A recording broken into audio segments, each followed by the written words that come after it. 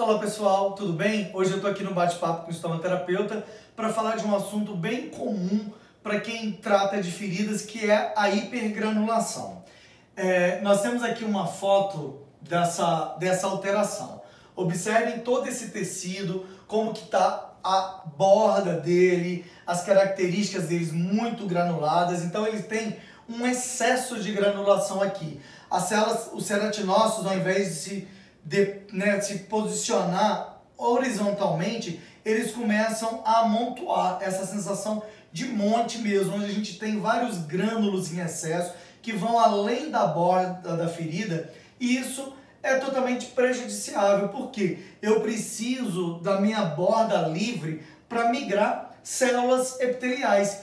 E aí eu pergunto, esse tecido é viável? Quando a gente pensa no time, T, de tecido, tissue, ele é viável? Não, é um tecido que eu preciso trabalhar, que eu preciso modificar, porque eu tenho alterações e a minha ferida, ela vai ter dificuldades para poder fechar. Mas aí, o que causa isso? Não existe um consenso, uma definição específica para a causa dessa hipergranulação. Pode ser considerado infecção, pode ser excesso de umidade, pode ser uma carga microbiana muito elevada, pode ser curativos oclusivos como hidrocoloide. Então existem várias possibilidades para a gente pensar nessa hipergranulação. Então quando eu penso que eu tenho um problema, eu tenho que tratar. Mas e aí? Como que eu trato? Eu tenho que primeiramente identificar a causa. Pensar, será que essa hipergranulação está relacionada com um processo infeccioso ou malignidade?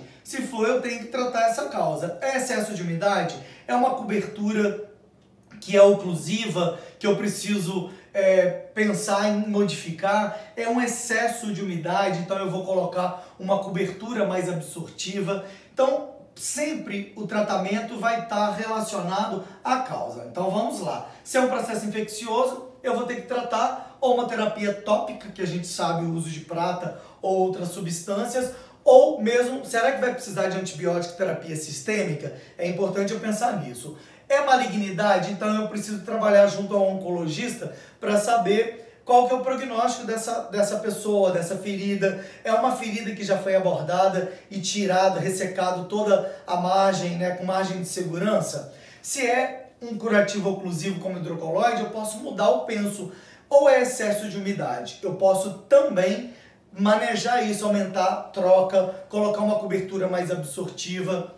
E existe ainda indicação em alguns países de nitrato de prata, que não tem sido muito usado no Brasil, e a própria literatura traz algumas contraindicações, algumas citotoxicidades do uso do nitrato de prata. E existe também a possibilidade do hipergel, que a gente tem ele comercializado e pode ser manipulado, que é o que? O cloreto de sódio a 20% em gel. E aí a gente consegue grandes resultados. Esta ferida aqui, por exemplo, foi usado o cloreto de sódio a 20% em gel, ou seja, o hipergel. Observem aqui a borda, a gente observa em toda a ferida, todo o leito, esses excessos de grânulos, essa hipergranulação.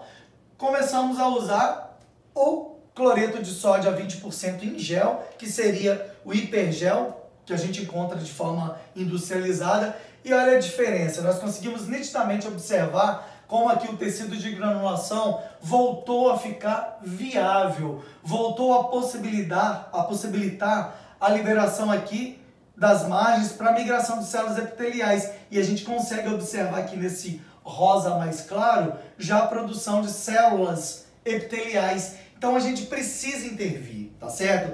Você tem que identificar a causa e saber as possibilidades terapêuticas para poder tratar essa ferida, que nesse caso foi o cloreto de sódio a 20%, que é o hipergel, ok? É uma forma simples, clara, resumida, para a gente discutir um problema que é extremamente comum no dia a dia de todos nós profissionais. Então, por favor, sigam no Instagram, se gostaram, curtam, compartilhem, isso é muito importante para mim. Até a próxima, obrigado!